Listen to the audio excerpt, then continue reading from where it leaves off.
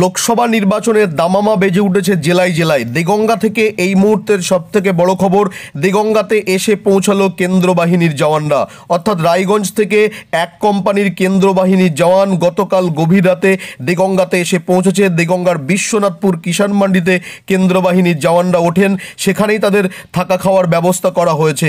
অর্থাৎ লোকসভা ভোটের দিনক্ষণ ঘোষণা না হলেও জেলায় জেলায় অতিরিক্ত নিরাপত্তা নিশ্চিত করতে কোনো অপ্রীতিকর ঘটনা যাতে না ঘটে সেই কারণে কেন্দ্র বাহিনীর জওয়ানদেরকে অগ্রিমভাবে পাঠিয়েছে নির্বাচন কমিশন, এমনটি সূত্রের খবর।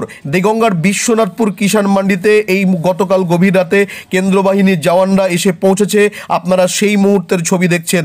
দেগঙ্গা থানার পুলিশ সূত্রে জানা যায়, আজ দেগঙ্গার স্পর্শকাতর এলাকা অর্থাৎ যে সমস্ত এলাকায় গত পঞ্চায়েত নির্বাচনে উত্তপ্ত হয়ে উঠেছিল, দেখে দেখে সেই সমস্ত এলাকায় নিয়ম করে প্রতিদিন রুট মার্চ করা হবে, অর্থাৎ টহল দেবে কেন্দ্র বাহিনীর জওয়ানরা।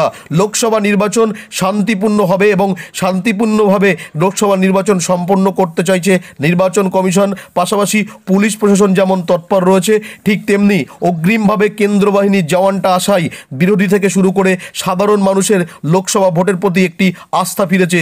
অর্থাৎ কোথাও কোনো অপ্রীতিকর ঘটনা ঘটবে না এমনটি মনে করছেন এলাকার সাধারণ মানুষ। আপনারা সেই মুহূর্তের ছবি দেখছেন। গতকাল গভীর রাতে দেগঙ্গার বিশ্বনাথপুর কিষাণ মান্ডিতে এসে উঠেছে এক কোম্পানির কেন্দ্র বাহিনী। আর এই এক কোম্পানির কেন্দ্র বাহিনী আজ বেলার দিকে দেগঙ্গার বিস্তীর্ণ এলাকায় টহল দেবে, অর্থাৎ রুট মার্চ করবে।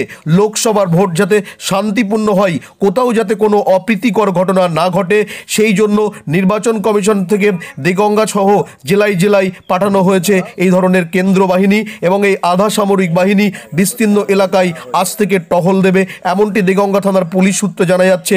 আপনারা সেই মুহূর্তের ছবি দেখছেন। দেগঙ্গার বিশ্বনাথপুর কিষাণ মান্ডিতে এসে গতকাল গভীর রাতে এসে পৌঁছালো এক কোম্পানির আধা সামরিক বাহিনী, আর যা অত্যন্ত তাৎপর্যপূর্ণ।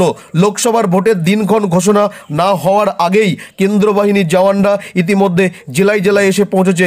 পাশাপাশি এটাও জানা যাচ্ছে, দেগঙ্গার পাশাপাশি দত্তপুকুরেও গতকাল গভীর রাতে এক কোম্পানির কেন্দ্র বাহিনীর জওয়ানরা এসে পৌঁছেছে। আপনাদেরকে সেই দৃশ্য দেখাচ্ছি।